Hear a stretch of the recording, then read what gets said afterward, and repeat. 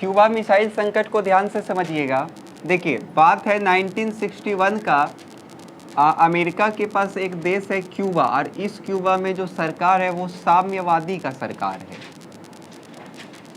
तो रूस यानी कि सोवियत संघ को ऐसा लग रहा था कि अमेरिका जो है वो यहाँ के सरकार को, साम्यवादी सरकार का क्या करवाना चाहता है, वो तो तख्ता पलट करवाना चाहता है। उस समय वहाँ के जो राष्ट्रपति थे उनका नाम था फिदेल कास्ट्रो। वहाँ के राष्ट्रपति का नाम क्या था, तो फिदेल कास्ट्रो। तो सोवियत संघ को यह भय सता रहा था कि जो अमेरिका है वो क्यूबा में जो साम्यवादी सरकार है, वहाँ के जो राष्ट्रपति हैं फिदेल कास्ट्रो, उसका तख्ता पलट करवाना चाहता है। इसी को देखते हुए 1962 में सोवियत संघ के नेता, नाम याद रखिएगा, निकिता खुर्शचेव, तो इन्होंने क्या किया, वहाँ पे कुछ मिसाइल, परमाणु मिसाइल को स्थापित किया। अब परमाणु मिसाइल को स्थापित किया तो देखिए कितना बड़ा बात ये हो गया।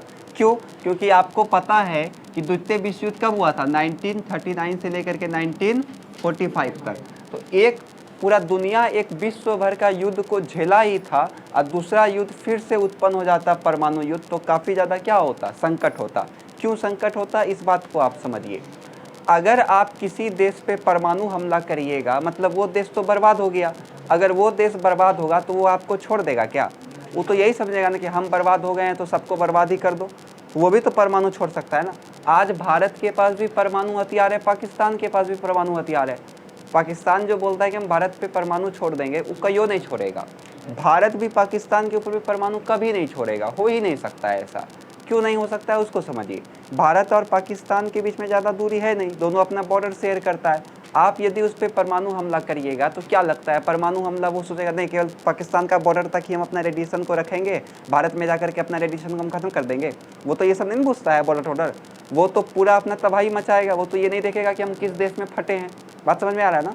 तो वही यहाँ पे कहा जा रहा है कि अगर परमाणु हमला हो जाता तो फिर से कौन सा युद्ध स्टार्ट हो जाता, तो तीसरा युद्ध स्टार्ट हो जाता, तीसरा वर्ल्ड वॉर स्टार्ट हो जाता।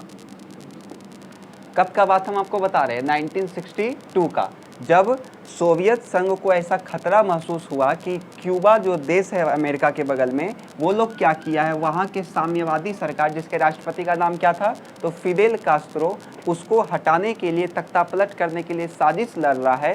तो उसी साजिश को ख़त्म करने के लिए जो सोवियत संघ के नेता थे उनका नाम क्या था, तो निकिता खुर्शचेव, उसने क्या किया, वहाँ पे जाकर के परमाणु मिसाइल स्थापित कर दिया। अब आप इसका शक्ति का तुलना कर सकते हैं कि इस बात का पता अमेरिका को चला ही नहीं।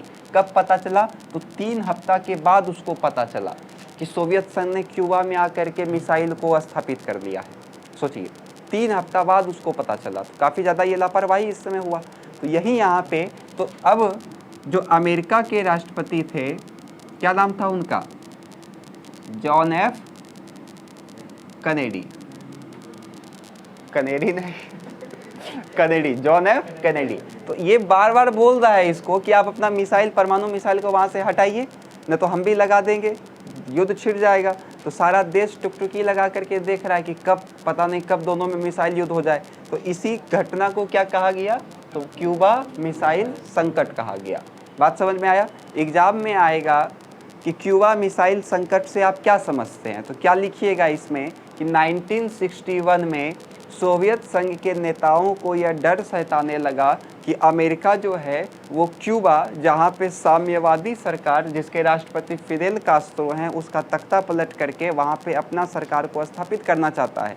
इसीलिए सोवियत संघ के नेता निकिता खुर्शचेव के नेतृत्व में 1962 में सोवियत संघ ने क्यूबा में क्या स्थापित करवा दिया, तो परमाणु मिसाइल स्थापित कर दिया। इसका पता अमेरिका को 3 हफ्ता बाद चला। इसलिए अमेरिका के नेता जीएफ कैनेडी ने बार बार सोवियत संघ को कहा कि आप इस मामला को क्या करिए, सलाह करिए, मतलब सॉल्व करिए, हल करिए, किंतु सोवियत संघ इस पर कोई ध्यान नहीं दिया। इसी को पूरा दुनिया में भय था कि हो सकता है कि फिर से तीसरा विश्व युद्ध हो जाए। ठीक है। और इसी घटना को हम लोग किस नाम से जानते हैं, तो क्यूबा मिसाइल संकट के नाम से जानते हैं। आया समझ में। एग्जाम में एक बार क्वेश्चन आया था, लगभग 2011 में एक ऑब्जेक्टिव आया था कि क्यूबा मिसाइल संकट किस वर्ष था। ऑप्शन में था 1964, 1945, 1962 या 1970। क्या हो जाएगा, 1962 हो जाएगा। 62 में ना अपना परमाणु को वो स्थापित किया था, इसलिए स्टार्ट तो यहीं से हुआ ना, 62। आया समझ में। लेकिन लिखना कैसे है इसको, उसको समझिए। सबसे पहले इसमें लिखिएगा कि 1961 में सोवियत संघ के नेताओं को यह चिंता सताने लगा कि अमेरिका जो है क्यूबा में साम्यवादी सरकार, जिसके राष्ट्रपति कौन थे, तो फिदेल कास्त्रो थे, उनका सरकार का तख्ता पलट करना चाहता है। इसलिए सोवियत संघ के नेता ने 1962 में किसके नेतृत्व में, तो निकिता क्रुश्चेव के नेतृत्व में क्यूबा में परमाणु मिसाइल को स्थापित करवा दिया। इस बात का पता अमेरिका को 3 हफ्ता बाद चला। यहाँ तक में किसी को कोई दिक्कत है। फिर इसमें लिखिएगा कि अमेरिका के राष्ट्रपति जॉन एफ कैनेडी ने सोवियत संघ को बार बार इस मामले को हल करने को कहा और पूरा दुनिया इस भय में था कि फिर से कहीं तीसरा विश्व युद्ध शुरू ना हो जाए। और इसी घटना को किस नाम से जाना जाता है, तो क्यूबा मिसाइल संकट के नाम से जाना जाता है। दिक्कत है किसी को, हो जाएगा, ठीक है। इसको लिख लीजिएगा ना खुद से आप लोग। अब इसके बाद आप लोग लिखिए शीत युद्ध, हेडिंग दीजिए।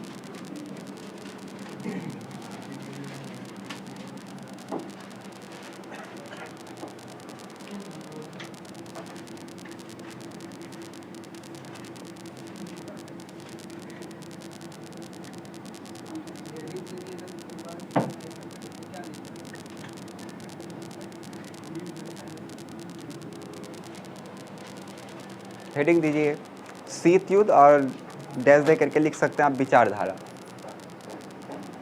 इसका मतलब है क्या, इसको ध्यान से अब आप लोग समझिएगा।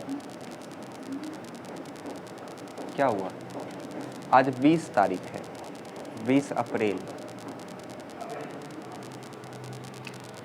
देखिए शीत युद्ध जो था, अगर क्वेश्चन आएगा कि आप बताइए शीत युद्ध में क्या केवल शक्ति के लिए संघर्ष था या विचारधारा का भी संघर्ष था, तो इसको हम लोग किस प्रकार से लिखेंगे। तो शक्ति के लिए तो ये संघर्ष होगा ही कि हम ज़्यादा शक्तिशाली, आप ज़्यादा शक्तिशाली, इसके लिए तो युद्ध होगा ही। लेकिन अगर आपसे कोई पूछता है क्या ये विचारधारा का भी लड़ाई था, तो आप लोग हाँ बोलिएगा कि ना बोलिएगा। हाँ, कैसे हाँ बोलिएगा बताइए। यहाँ लिखा हुआ है तब बोलिएगा हाँ, यहाँ जो लिखा रहता है वो सही रहता है क्या। अब जैसे हम 2 जोड़ 2 लिखे हैं 7, तो आप क्या बोलेगा, हाँ सही है तब। तो जब तक आप तर्क नहीं दे पाइए तब तक हाँ ना मत बोला करिए। तो शीत युद्ध विचारधारा का भी लड़ाई था, कैसे, इसको ध्यान से समझिएगा आप लोग। अब आप लोग को पता है, अभी तक में आप लोग सीख गए हैं कि जो शीत युद्ध का लड़ाई था वो मुख्यतः किसके किसके बीच में था।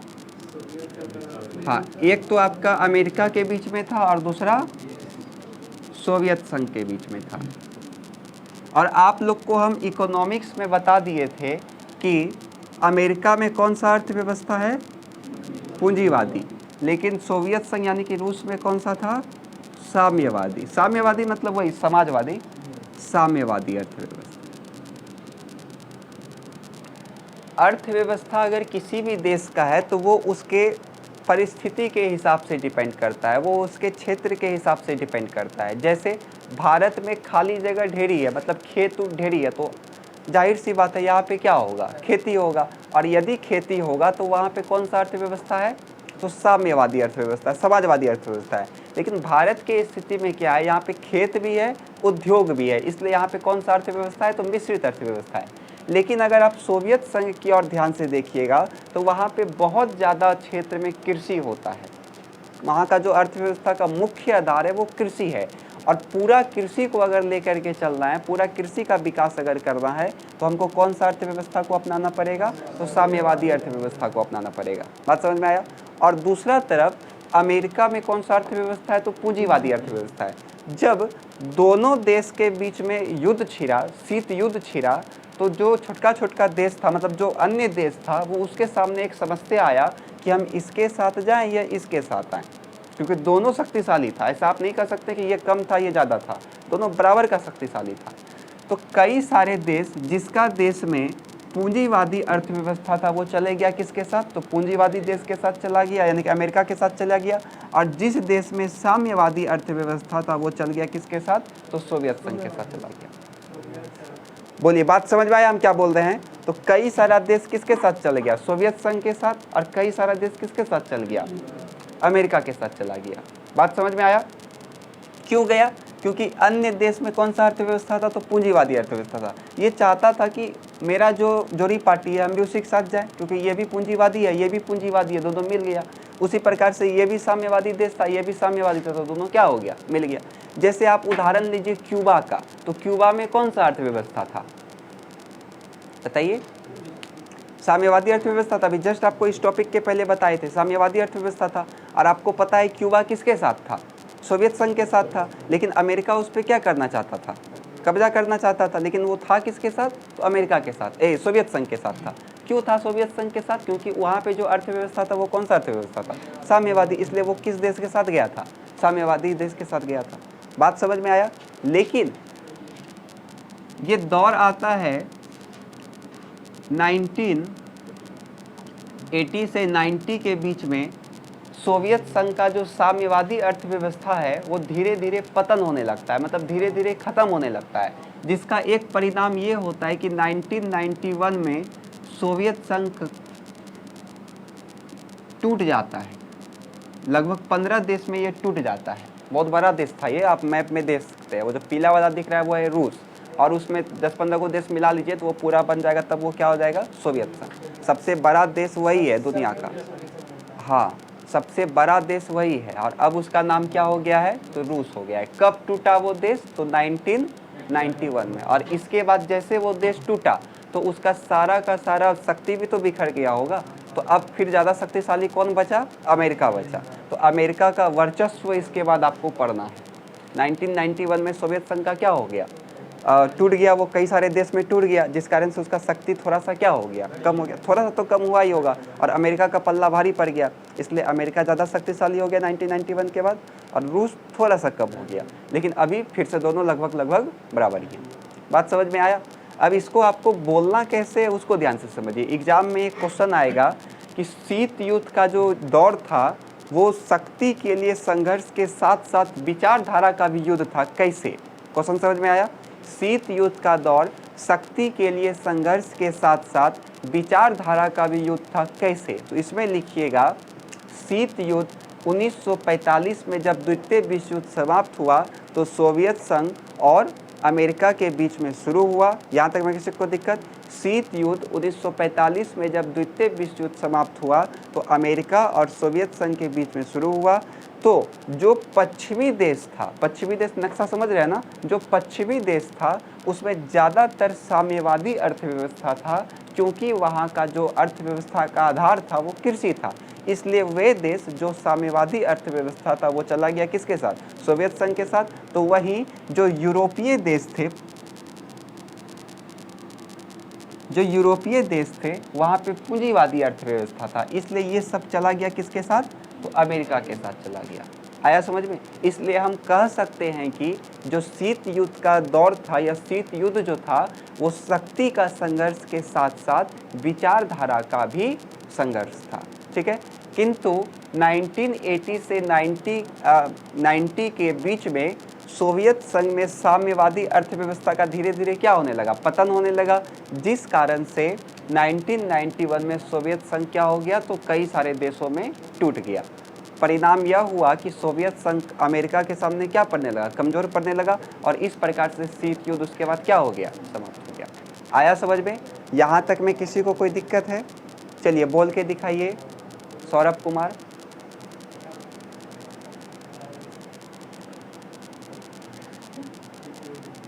बोलिए। लीजिए, हट गए।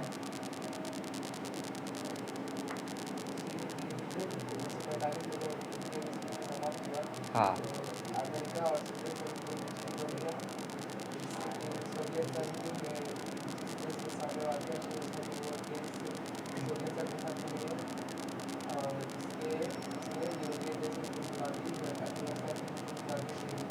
आप बोलिए।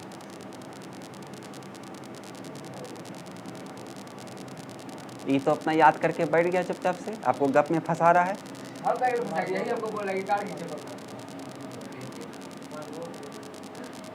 किसी को याद करने में दिक्कत है ये वाला?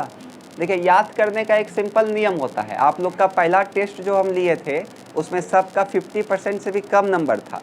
उसके पीछे का मेन कारण अब बता देते हैं आप लोग को याद नहीं रहता है। उसके पीछे का एक ही कारण है, वो कारण है आपका फ़ोन। जब तक फ़ोन को आप लोग नहीं त्यागिएगा तब तक कुछ नहीं कर पाइएगा, ये बात याद रखिए। खाली वीडियो देखने के लिए मेरा रखिए फ़ोन, उसके अलावा इंस्टा फेसबुक ये सब मत रखिए। वीडियो देखने के लिए तो रख ही सकते हैं ना। और दूसरा बात, किसी भी टॉपिक को यदि याद करना है तो उस टॉपिक को याद करने के लिए हम अभी आपको सिंपल सा नियम बता देते हैं। उसमें जो हम मेन पॉइंट लिखे हैं आप उसको याद करिए, वो तो याद हो जाएगा। क्लास में बैठे बैठे क्या आपको ये 3 गो शब्द याद नहीं होगा? अगर जिसको ये भी 3 गो याद नहीं हो रहा है वो पढ़ना छोड़ दीजिए, साफ बात।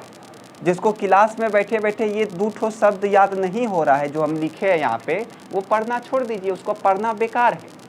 ये साफ बात हम बोल रहे हैं। और यदि आपको ये 2-3 को वर्ड याद हो गया तब आपसे पूरा का पूरा सेंटेंस बन जाएगा। बस हम लोग जो सेंटेंस बोल लेते हैं बिना देखे, उसके पीछे का एक ही कारण है। हर एक टॉपिक का हम लोग को 2-3 गो टॉपिक याद रहता है, वही लिखते हैं, उसी के पीछे इर्द गिर्द सारा सेंटेंस बना करके बता देते हैं आप लोग को। तो आप लोग क्या उस तरह नहीं कर पाइएगा? जो आप हैं वही हम भी हैं। सिंपल हम आपको बोल रहे हैं। जैसे एग्जाम में क्वेश्चन आएगा कि शीत युद्ध शक्ति के संघर्ष के साथ साथ विचारधारा का भी संघर्ष था, कैसे? तो कैसे, सिंपल याद करने का ट्रिक है। आपको सबसे पहले 1-2 गो पॉइंट याद रखना है। क्या आपको साम्यवादी याद नहीं रहेगा? देश याद नहीं रहेगा आपको? पूर्वी याद नहीं रहेगा आपको? पश्चिमी आपको याद नहीं रहेगा? ये सब याद नहीं रहेगा आपको? क्या आपको ये 3 गो टॉपिक याद नहीं रह सकता है? अगर ये 3 गो टॉपिक याद है तो आप सारा बता दीजिएगा। देखिए कैसे अब बोलना है। क्वेश्चन सबको समझ में आया कैसे पूछता है? अब देखिए हम इसी पे सारा आपको बोल के दिखाते हैं। क्या आप लोग उस तरह बोल पाते हैं? नहीं बताइए, फिर आप हमको बताइएगा। लेकिन आप लोग को क्या है, केवल कथा सुनना है, फिर घर जा करके उसको रटना है। इसलिए तो किसी का नहीं आया फुल में फुल नंबर टेस्ट में। अगर आप लोग उस तरह याद करते तो आप लोग को पक्का याद होता, याद रहता, ज़िंदगी भर याद रहता। जब तक पढ़ते तब तक याद रहता। लेकिन आप लोग को रटना है, तो रटौन बुद्धि कईयों काम नहीं आएगा। ये बात भी याद रखिएगा, एग्जाम में आते आते भूल जाइएगा। ये आज लिख के ले लीजिए। कैसे इसको बोलेंगे उसको ध्यान से समझिएगा। तो सबसे पहले आप इसमें लिखिएगा शीत युद्ध शक्ति संघर्ष के साथ साथ, वो क्वेश्चन में ही रहेगा, शीत युद्ध शक्ति के संघर्ष के साथ साथ विचारधारा का भी लड़ाई था। इस बात से हम मना नहीं कर सकते हैं, क्योंकि अमेरिका जहाँ पे पूंजीवादी अर्थव्यवस्था था और सोवियत संघ जहाँ पे साम्यवादी अर्थव्यवस्था था, इसलिए कई पश्चिमी देश जहाँ पे साम्यवादी अर्थव्यवस्था था वो सभी देश किसके साथ मिल गए? तो सोवियत संघ के साथ मिल गए। और पूर्वी देश जहाँ पे पूंजीवादी अर्थव्यवस्था था, विशेषकर यूरोपीय देश जहाँ पे पूंजीवादी अर्थव्यवस्था था, वो सब किसके साथ मिल गए? तो अमेरिका के साथ मिल गए। इसलिए हम कह सकते हैं कि जो शीत युद्ध का लड़ाई था वो शक्ति संघर्ष के साथ साथ विचारधारा का भी लड़ाई था।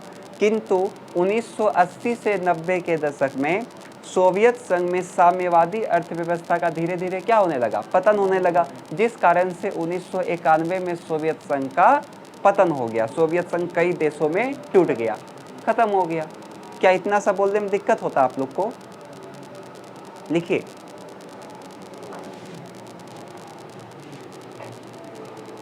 खाली गप करते हैं बैठ के। स्टार्ट करें। शीत युद्ध शक्ति संघर्ष के साथ साथ शीत युद्ध शक्ति संघर्ष के साथ साथ विचारधारा का भी लड़ाई था।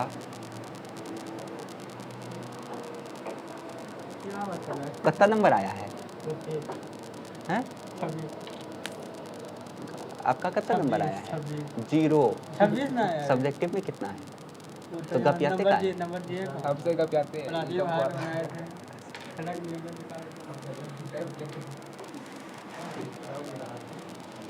शीत युद्ध शक्ति संघर्ष के साथ साथ विचारधारा का भी लड़ाई था,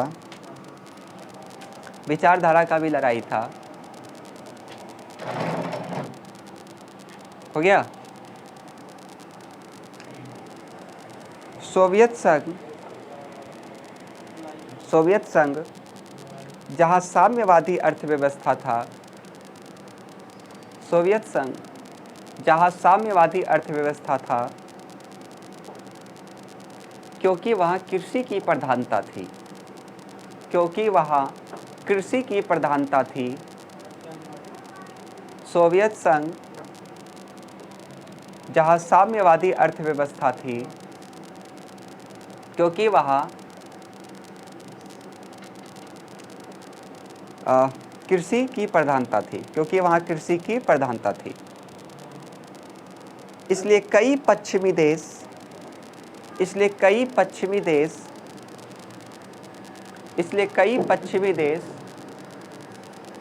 जिसमें साम्यवादी अर्थव्यवस्था थी, इसलिए कई पश्चिमी देश जिसमें साम्यवादी अर्थव्यवस्था थी,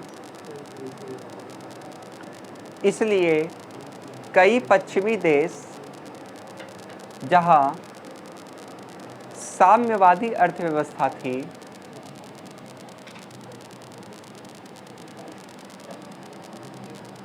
वे सोवियत संघ में मिले, या फिर वे सोवियत संघ का साथ दिए, वे सोवियत संघ का साथ दिए, वे सोवियत संघ का साथ दिए। हो गया। पैरा चेंज करके लिखिए, पैरा चेंज करिए। जबकि अमेरिका जहां पूंजीवादी अर्थव्यवस्था थी, जहां पूंजीवादी अर्थव्यवस्था थी, क्योंकि वहां उद्योगों की प्रधानता थी, क्योंकि वहां उद्योगों की प्रधानता थी,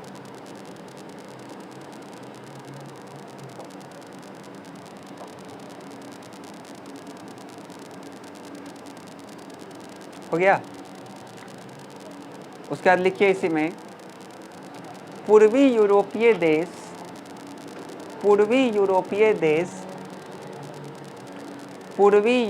देश जहां पूंजीवादी अर्थव्यवस्था थी,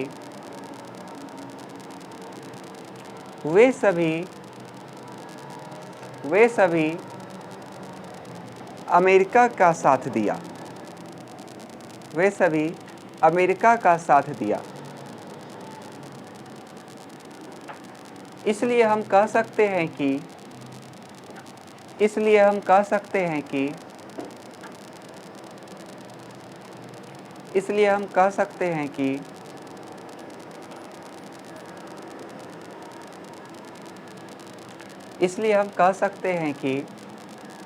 शीत युद्ध के दौर में विचारधारा भी महत्वपूर्ण थी, शीत युद्ध के दौर में विचारधारा भी महत्वपूर्ण थी। हो गया। लाइन चेंज करिए। किंतु लाइन चेंज करके लिखिए, किंतु 1980 से 90 के दशक में, 1980 से 90 के दशक में सोवियत संघ में साम्यवादी अर्थव्यवस्था का पतन होना शुरू हुआ। साम्यवादी अर्थव्यवस्था शुरू में, परंतु या किंतु 1980 से 90 के दशक में सोवियत संघ में साम्यवादी अर्थव्यवस्था का पतन होना शुरू हुआ, जिस कारण से 1991 में अर्थव्यवस्था का पतन होना शुरू हुआ, जिस कारण से 1991 में सोवियत संघ का विघटन हो गया। सोवियत संघ का विघटन हो गया। हाँ, विघटन हो गया और वो कई देशों में टूट गया। और वो कई देशों में टूट गया। और वो कई देशों में टूट गया, जिसका परिणाम हुआ कि शीत युद्ध धीरे धीरे समाप्त हुआ। जिसका परिणाम हुआ कि शीत युद्ध धीरे धीरे समाप्त हुआ।